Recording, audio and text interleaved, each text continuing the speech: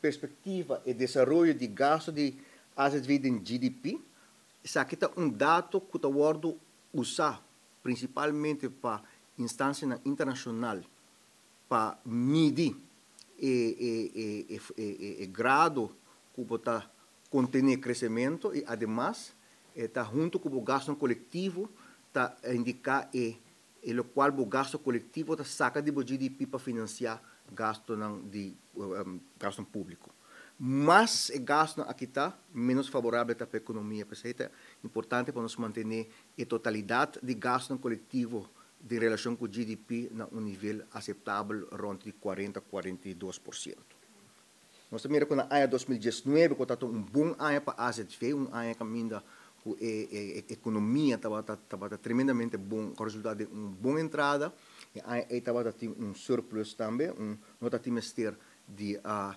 contribuição do país, e estava na 7,6%. De temporada de pandemia, nós sabemos que o GDP cai, e durante também ora porcentagem de gasto de AZV de porcentagem de GDP aumentar, e ano passado nós estava indo back na ritmo que estava tendo promê com a pandemia, e ano passado nós era com 8,2% segundo a última projeção econômica do Departamento de Economia, Comércio e Economia. De placa mês, nós também com os gastos na terceira, gasto total de AZV, pois gasto de cuido, mas gasto de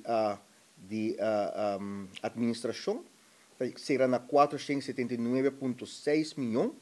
de qual 462,4 estava gasto de cuido. Nós comparamos com 2019, que ainda o gasto de cuido estava 444, de